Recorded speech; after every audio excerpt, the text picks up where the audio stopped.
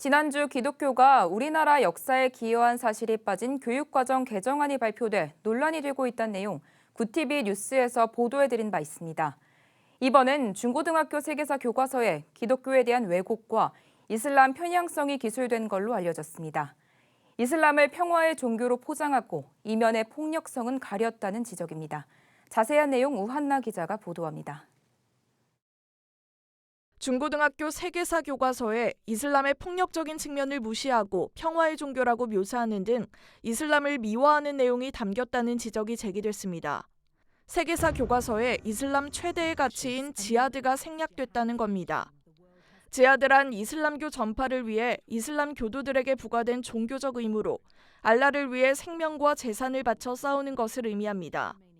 이슬람권에서 20년 넘게 거주한 이만석 선교사는 세계사 교과서가 이슬람을 평화의 종교라고 소개하지만 정작 이슬람 경전인 코란에서는 이슬람 공동체를 위해 싸움을 계속하도록 가르친다고 설명했습니다. 이어 이슬람엔 알라를 위해서라면 거짓말을 해도 된다는 위장교리, 이른바 타키아가 있다며 전 세계를 이슬람화시키기 위해 잔인하고 폭력적인 방법도 불사한다고 덧붙였습니다. 전 세계에서 일어나는 이 테러 사건들, 이런 사건들을 보면 대부분이 무슬림들이 저지르는 사건이에요. 모든 무슬림이 다 테러범은 아닌데 대부분의 테러범은 무슬림들이다. 이쪽에서는 이슬람 평화의 종교라고 막 주장하는데 한쪽에서는 알라의 이름으로 죽이고 테러하고 이러니까 사람들이 혼동이 되는 거야. 이 선교사는 기독교 대신 크리스트교라는 명칭을 교과서에 사용한 것도 문제가 된다고 지적했습니다. 의도적으로 기독교의 영향력을 약화시키고 학생들에게 기독교는 교과서에도 등장하지 않는 종교라는 인식을 심어줄 수 있기 때문입니다. 김성옥 아신대학교 세계지역연구소 아랍문화 수석연구원은 이슬람 포교 소책자와 세계사 교과서를 비교했더니 유사점이 많이 발견됐다고 지적했습니다. 나아가 성경을 왜곡함으로써 학생들의 혼동을 유발한다고도 말했습니다.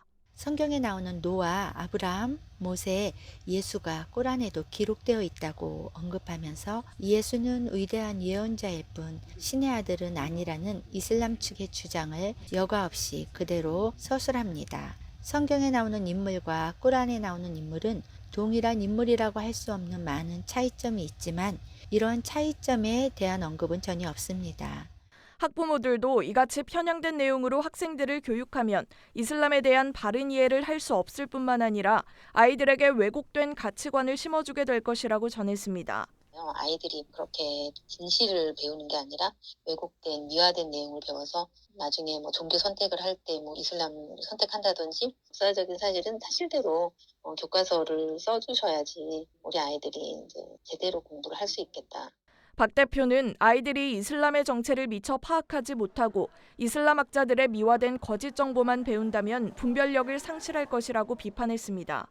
그러면서 학생들에게 바른 가치관과 판단력을 길러주기 위해서 교육은 정직해야 하며 특정 종교나 집단에게 유리하도록 세뇌시키는 것은 시정해야 한다고 강조했습니다. 구티비 뉴스 우한나입니다.